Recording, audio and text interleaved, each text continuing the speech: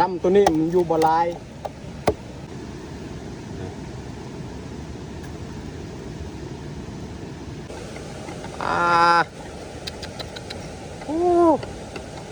คักพี่น้องตัวนึงแล้วเนาะ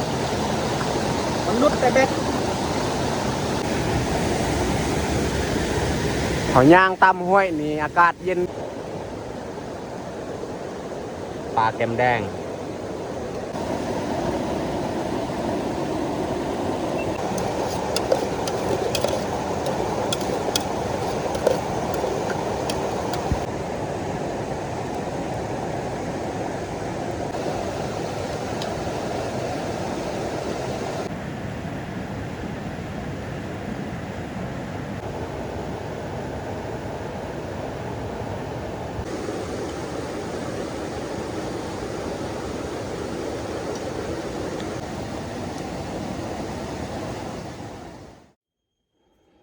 กราบสบายดีเบิร์ดสุขูสุคนยินดีต้อนรับเข้าสู่ซองเบายูบสำหรับวันนี้คอยกับทีมงานไอ้น้องเฮาก็ได้ออกไปหากินเนาะหลังจากเขาเกี่ยวเขาแล้วก็เลยมีโอกาสได้ออกหากินตามห้วยและเฮาออกหากินในวันนี้ก็ได้แบ่งเป็น2ทีมเนาะส่วนคอยในแมนไปกับน้องแยกแล้วก็ไอ้ยับกับอาเตื้อยเนาะโอเคมีแต่ทุกคนสามารถติดตามการออกหากินของเฮาในวันนี้ลมพัดแห้งพี่น้องก่อนเฮาสิไปตึกเบ็ดนี่แมนเฮาจะไปหาดวงก่อนเพราะว่าตามแคมห้วยนี่มีหน่อไม้ที่ดวงมันเจาะกินเฮาก็เลยหาดวงก่อนแล้วจึงคอยไปตึกเบ็ดตอนนี้ก็ใกล้ฮอดปลาไม้ไผ่แล้วฮอดปลาไม้ไผ่มีแต่เฮาสิหานอที่แมงดวงมันกินเนาะทางเที่ยวไปนี่ก็แม่นทางแหวเก่าคลองอ่าวแต่ว่าตอนนี้เราได้ใส่แล้วตอนนี้ก็ฮอดแล้วนะมีแต่เฮาหาเบิ่งเลยนอที่แมงดวงมันเจาะกินเอาเห็นแล้วนอที่แมงดวงมันกินนะไม่แต่เอาสิไปตัดเลย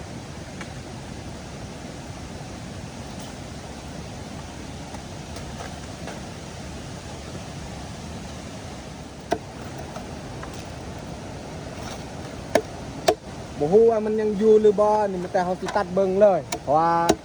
นอตัวนี้นี่มันกินแน่นอนแต่ว่าถ้าว่ามันแก่แล้วนี่มันนี้มันบ่อยู่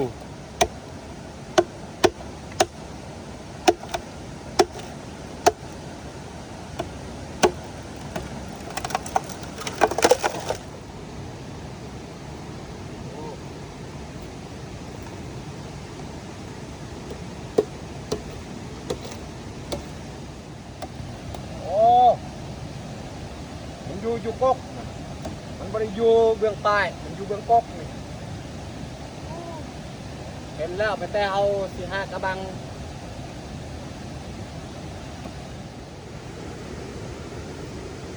ได้แล้วกระบังไปแต่เอาสิจับยัดใส่เลย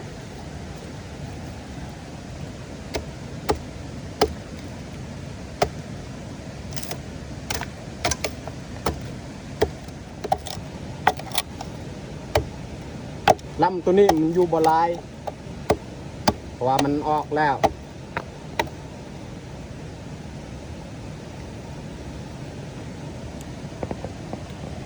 มีแต่ตัวใหญ่ๆเลย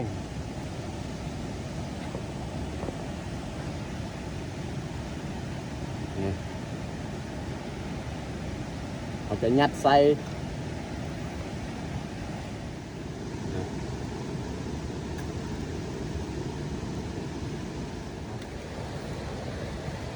สำหรับลำตัวนี้นี่ถือว่าสำเร็จเนาะเอาไม่แต่เขาจะไปตัดยูรุมอีกเห็นบ่ลำตัวนี้อยู่หันจะมีอยู่2 ก๊กโตมันมีดวงกิน มันแต่เฮาสิไปตัดเลยตอนนี้ก็เวลา9 โมงแล้วมันแต่เฮาสิตัด3 กก1 2 3แล้วเฮาสิไปตึกเบ็ดเพราะว่าตอนนี้ก็ใกล้เที่ยงแล้วเนาะมันแต่เฮาสิตัดเอาตัวนี้มันก็นี่3 ลำ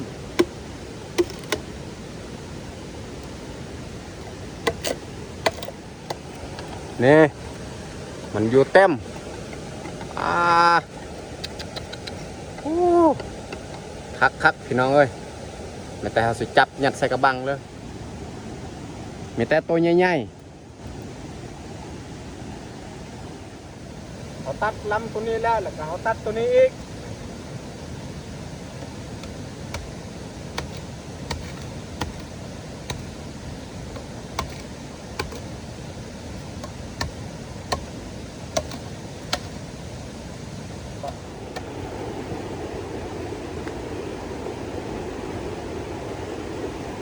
หลังจากเขาได้เอาดวงแล้วแต่เขาสิเกียมลงเลยลงห้วยแล้วเขาสิตึกเบ็ดต่อเพราะว่ายันไอยับกับอาเตยทาดน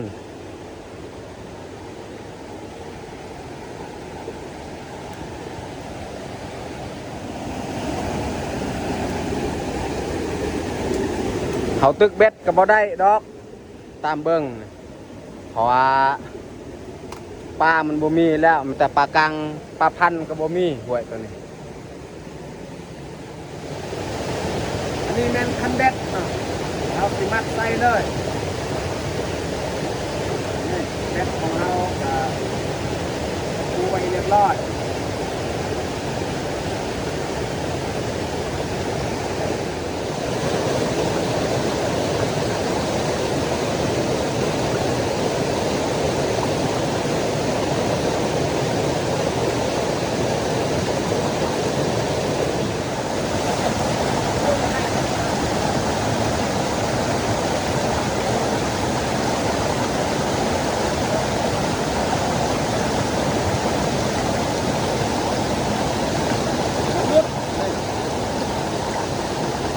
ตัวนึงแล้วเนาะมันนุดแต่เบ็ดก็บ่ได้เขาย่างตามห้วยนี่อากาศเย็นดีเพราะว่ามื้อนี้แดดก็บ่ค่อยออกปานใดตอนนี้เฮาก็ได้มาฮอดบอนพักแล้วเนาะบอนนี้แหละเฮาสิเฮ็ดกินไอ้ยับกับอาเตยก็มาพักอยู่นี่เลยพอดีเฮาสิเฮ็ดกินอยู่นี่ว่าและเฮามาเบิ่งผลงานปลาที่เขาได้และดวงติดไปหานี่แหละผลงานปลาแก้มแดงปลากังปลาติดทีนหน่อไม้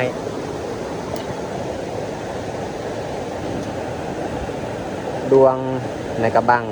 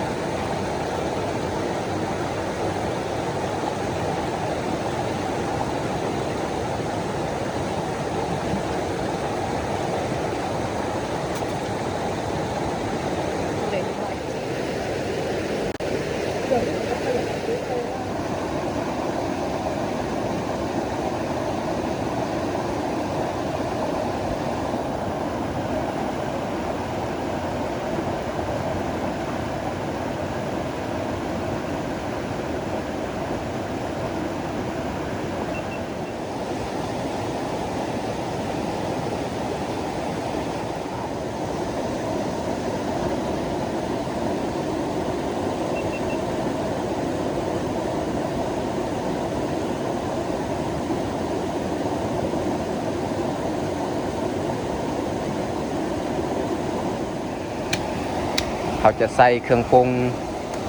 ผสมไว้ก่อน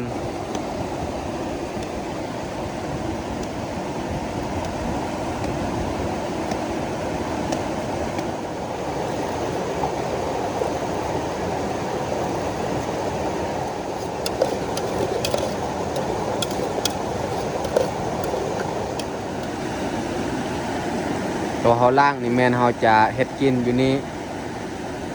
ส่วนที่เหลือแม่นเฮาเอาเมื่อบ้าน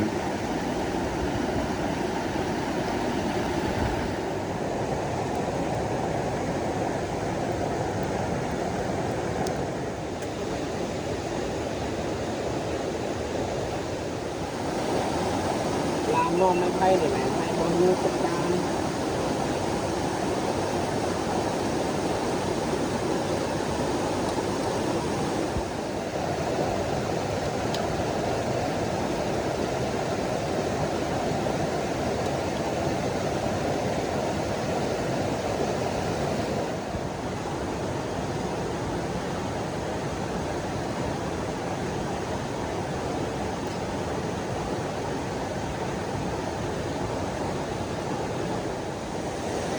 ของกินตอนเที่ยงก็จะมี2เมนู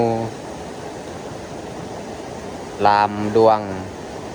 แล้วก็ต้มปลาใส่ผักกูด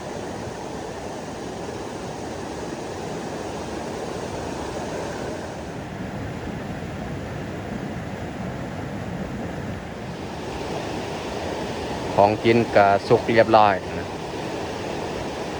สำหรับต้มปลานี่แม่นให้น้องแยกป้องล่ะยังแต่ลามดวงนี่แหละบ่ทันสุก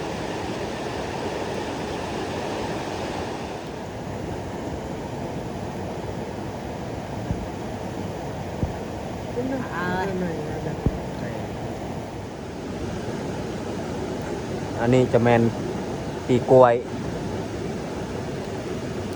เอาปีงไว้ของกินของเฮาก็สุกเรียบร้อยแต่เฮาสิจัดบอนกินข้าวพอจัดบอนกินข้าวก็แม่นบอนเฮาดังไฟนี่แหละเพราะว่าบอนอื่นบ่มีบอนมันเพียงเฮาก็เลยจัดบอนเฮาดังไฟมากินข้าว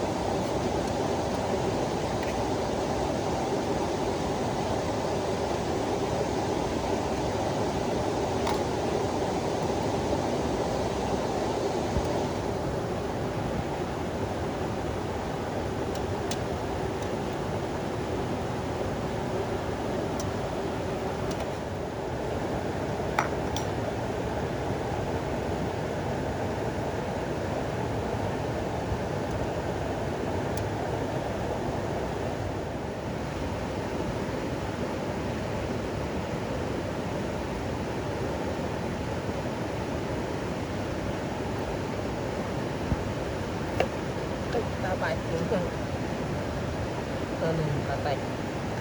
ยังเราเดี๋ยวเราของกินของเฮาก็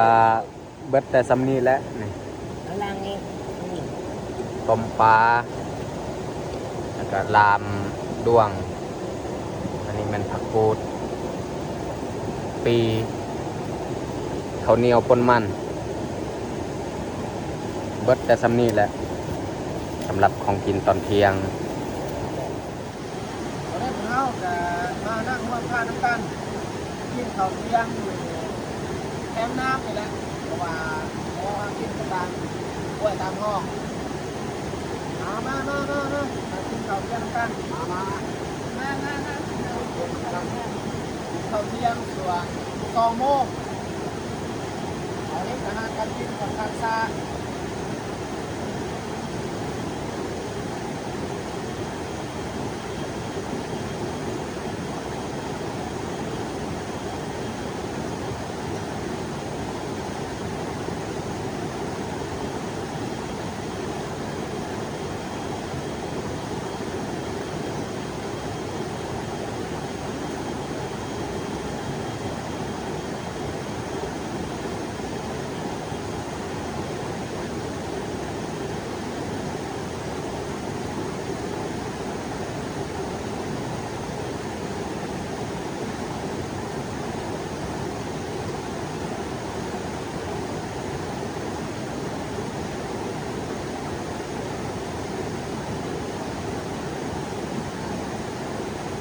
วันนี้หนึ่งพันไฟฟ้าก็ไม่ได้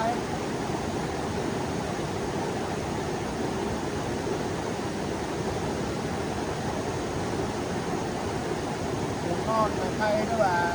จะเล่ามาล่วงใครเขามานอนไม่ใครดีกว่ารถล่วงเขาอยู่เหมือนลายอยู่ในบ้านนั่นเอง